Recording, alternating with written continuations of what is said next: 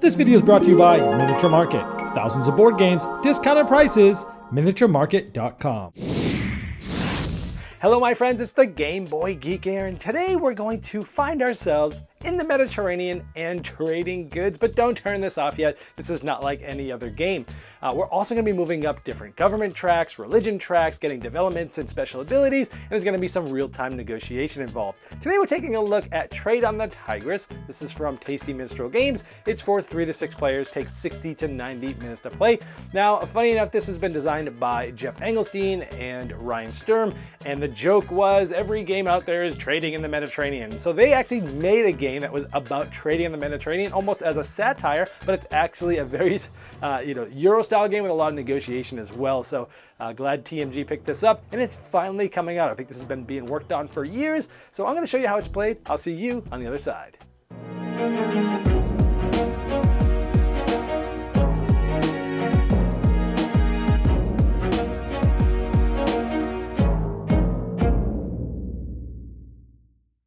At the beginning of the game, each player gets to pick a player color, which will come with a certain colored meeples, and the characters don't do anything different. They don't have any special abilities, but just the one you like and the color that you'd like to play. Now, after you've selected a character board, everyone's going to get 5 starting workers and 1 starting merchant. You're also going to get 3 barbarian tokens, 3 culture tokens, which are harps. We'll talk about how all these things work in just a minute. But here we go. The phases of the turn, we're going to go through 5 different phases, and we're going to do this over 5 different rounds. Let's first talk about the development phase. And in that development phase, here's the board and all the cards that come in the game. Now, there's 2 main tracks you'll be going up. A religion track, all 4 players, right now this is a 4-player game, start right in the middle here. And there's a government track, which you use to start here. And everyone starts sort of in a neutral spot. Over the course of the game, depending on which cards you end up getting, you're going to be moving up or back some of these different aspects of government, democracy or dictatorship, or religion, Asher or Marduk. So you're going to be moving up and down these. Now in the development phase, where your meeple is on both of these sides of the rivers, you'll take 2 development cards from that. So if you're in this middle region, you'll take 2 government and 2 religion. If you're in this spot right here, you'd take the level 1 of dictatorship, level 2 dictatorship, level 3, and so on and so forth. So as you go up and down these tracks, wherever your meeple is, you're taking 2 of the cards of that type. Now from the 2 cards of each of those piles, you'll select 1 from each pile. Once everybody has selected which ones they are, you reveal them. Some of them have immediate things. Some of them will be like later. This happens in a later phase that we'll go over. But this one says, hey, I get to immediately move up 2 in the democracy phase. Now these icons are a little bit small. It's one of the negative things I had to say about the game in my final thoughts. But all these icons that are on here are all on here. So for example, this says, hey, moves towards your democracy. So you can see what those icons look like. So in this case, since I'm the purple player, I would move 2 towards democracy, which means if this is where I'm at this point next round, I'd be taking 2 of these cards instead of 2 of these cards. And this is important too, because as you go up these tracks, at the end of the game, you're going to get a certain amount of coins, which essentially is points in this game, at the end of the game, wherever you are. However, if you go all the way to the end of a track, it actually is negative for you. You get less money, and you have to take a level 1 instead of level 3. So you want to move up the track, but you don't want to move all the way up. And it will take you almost the whole game to probably move up some of these tracks. Then everyone would go through a production phase where this is green. You'd look at the green aspects on your cards and you'd produce. Again, the icons are a little small here, but these starting workers all have the same thing. It says gain 1, and this is essentially basic goods. So I get to draw 1, 2, 3, 4, 5 basic goods and 1 imported goods. And again, the legend is here for that. And so I'm going to draw 5 basic goods and 1 of those imported goods, and that will create my hand for this specific round. Now these would secretly be in your hand, but here's 5 different types of basic goods. We have goat, barley, fish, flax, and clay. Now there's also bottom sides of this that have certain things. We'll talk more about what those do, but these would be in your hand. Let me show you what some of the imported goods look like. So here we have lapis, bronze, silver, and spices. And these are some of the imported. Now I would have only drawn 1 of these this turn, but I wanted to show you the different types that are there. Next, you'd go to the trade phase. Now this is a timed 5-minute phase where you can use the cards that you have to trade to other people for things that you're looking for. You can trade away cards, you can trade away tokens, you can trade away even coins. Over the course of the game, you'll be getting coins, which are essentially points. You can trade those away too, and you're just trying to work deals with each other in a 5-minute time negotiation. Now at the end of that trade phase, you can store up to 3 cards in your warehouse. These would not be used this round, but you'll be able to put these in your hand in addition to the cards that you get next round to trade with. And after trading, we'd go to the Mercantile Phase. We take all the cards that were not stored in our warehouse. We would then put them down and do what the cards say. We can sell them as sets, but we'll also do things that are on the bottom of these. So look at this. I have 4 fish. Now, if you look at the cards here and you look up, you say 1, 2, 3, 4. If you sell 4 of them, you're going to get 4 coins. This is also here, basic goods. If you have, you get a certain amount of points depending on how many you have of them. If I have 4, I get 4 points. So I could get basically 4 coins. Now, coins in the game essentially are like this. There's different denominations in the game, but they all have the same back so that you can conceal your money throughout the game because those are essentially points. Now, in addition to this, the bottom ones you have to activate as well. Now, let's look at this. This fish is giving us democracy. Well, that's good news. Because if you remember earlier, our development card had us moving up democracy, and now I'm getting to move up 1 more. Again, we want to move up these tracks because at the end of the game, they're getting us more points, and they're going to give us more powerful development cards each round. Now these 2 fish, one got us Asher, one got us Marduk. So here we would have moved 1 this way for Asher and then 1 back from Marduk. So essentially we have not moved on the track, which isn't great, but we gave that up because we wanted to have the fish to sell in this specific set for money now. So a lot of times it's money now versus money and power later. But again, maybe someone lied to us because as you're trading, you can actually lie about what's on the bottom of those cards. Because I could have said, hey, I want a fish with Marduk on it, and someone could have said, I have that. And they would have given me this because you can lie about that bottom, but this early in the game, maybe they didn't know. This one here, you get a coin, but you also get a barbarian. You're going to add it to the 3 barbarians that you've already got this game. I'm going to go over what these do later because they happen in future rounds. Essentially, you don't want barbarians. And over here, we have a single imported bronze. And again, one of those is just 1 coin. So we would have gotten a coin from that, and we would have moved up to democracy again. Then you move to the Civic Phase. Then you do anything on your development cards that are red, like this Civic. So here it says, hey, Civic Phase, I get to gain a culture. Again, we're going to go over what this is in just a moment, but you typically want culture because you'll have a golden age if you have the majority of these in certain rounds. Now, essentially, we just did 1 full turn going through these different 5 phases, and you would start back up with the development phase, but let's talk about a few things during the different rounds. Now, at the end of the first round, there were some certain disaster cards that were taken out at the beginning of the game. They're red. And you'd shuffle them in now so they're going to be there for rounds 2, 3, and 4. And they do bad things. For example, if you traded this to somebody else, a flood would happen. And in rounds 2, 3, or 4, they would lose a worker. If it's round 5, they'd have to discard 2 coins. Civil disorder would make someone discard 2 of their culture tokens, which are really good. I'm going to show you what these do in just a moment. Or this might happen, deception, where you can lie what this is, and essentially you could say it's one of the good imported goods, but basically it does nothing. So you can really mess some people over, and these get shuffled in. This whole aspect is also optional. You don't have to play with these cards, but if you're going to play with them, they go in at the end of the first round. Now, as you get ready to move to round 2, 3, 4, and 5, you'll see there's some different things here, and this means different things are going to happen at the end of these rounds. So let's talk about the barbarians and the harps, the culture tokens here. So when you get to the end of that next round and you're in the Civic Phase, from here on out, first of all, you check to see who has the most barbarians. So you'd count all these, and whoever has the most or is tied for the most ends up having to lose 1 of these point tokens for each of the barbarians they have, and then they discard all their barbarians down to 2. So essentially you're going to be losing a lot of points there. After that's done, you then see who has the most culture harp tokens there, and whoever has the most or tied for the most is going to have a golden age. Now, it's this round you get to draw any 2 level 1 development cards from the board, keep 1 of them. Round 3, you get to grab choose from level 2s.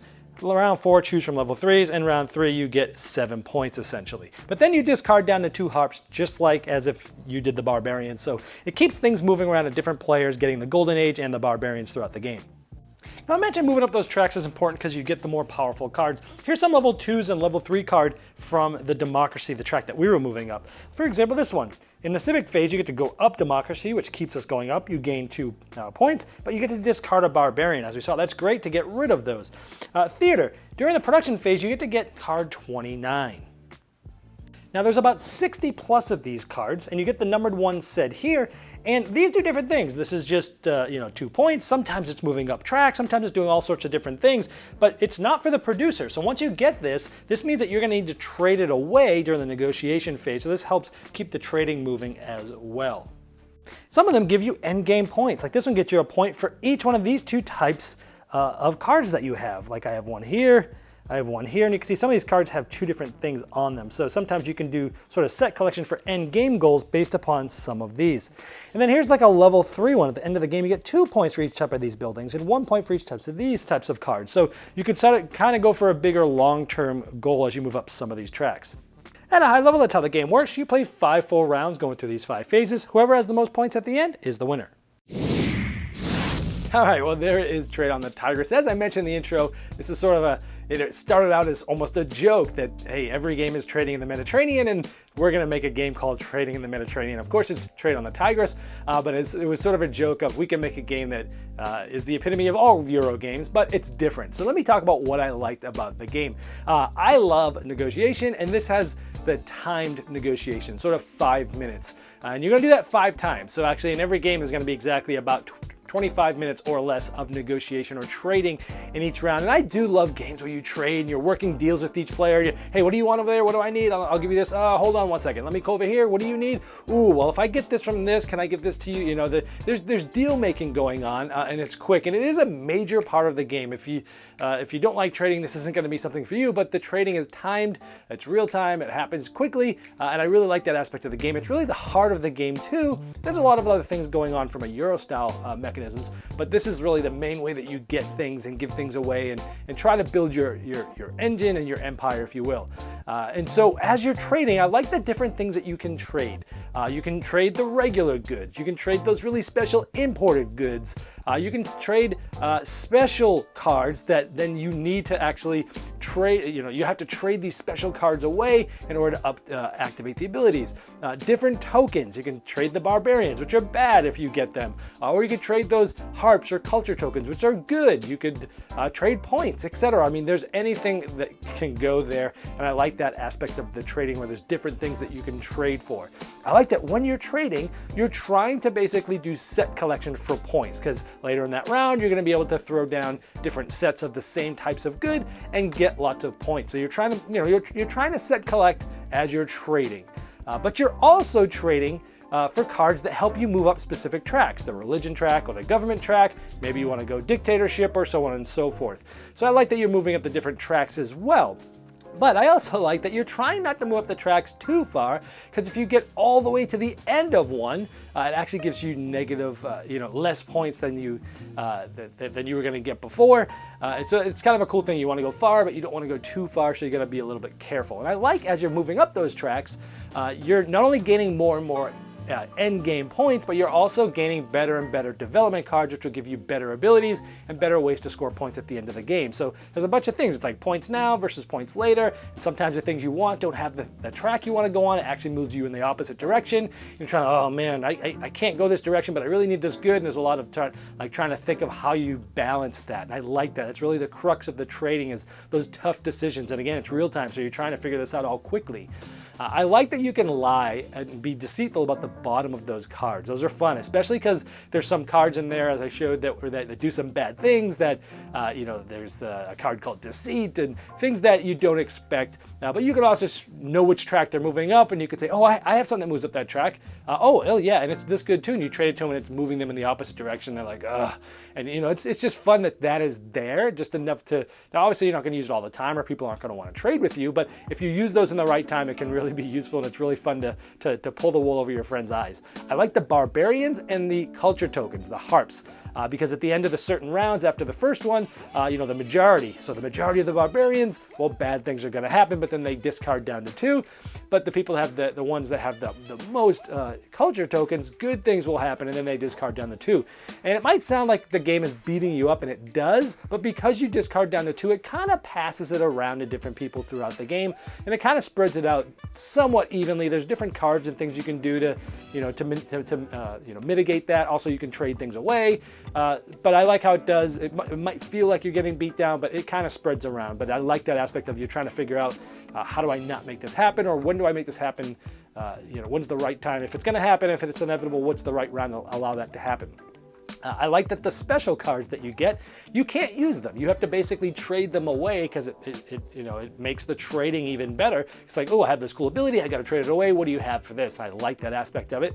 So this game, in the end, really, it just mates together a negotiation game in real time that's timed with Euro-style gameplay. Because again, you're moving up different tracks, you're engine building a little bit with some of those development abilities, and you're trying to build on that strategy. So it's a really good balance of those two things. So overall, I think if you like negotiation and trading games and you like Euro-style games, I think this is going to be one you're going to really enjoy. Let me talk about some of the things I didn't like about it. Now, the cards are already kind of small because there's a lot of cards on the table.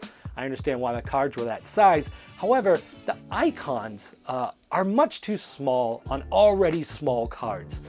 You can look at the small card, you can see there's some text, and then there's a tiny little icon. And it looked like those really could have been a lot bigger. Even if it was just the icon and the text stayed the same size, I would have been fine with that. But it looks like on a lot of those cards, both of those could have been bigger. And it's really because, I guess there's only a couple of icons in the game, and it's not that hard to figure it out, but it really is hard because you're kind of looking around and trying to figure everything out. It just would have made the game a lot easier to pick up the first couple times you play if those icons are a lot bigger. And again, the real estate was there. There's no reason why they shouldn't have made that bigger. Little production nitpick for me, that's one of them. The other one is because there's so many cards going on, and because you're selecting cards and putting them underneath, and there's a bunch of people doing this, there is a decent amount of upkeep of these discarded cards of the developments because you're supposed to put them, shuffle and put them underneath each of the respective stacks throughout the game.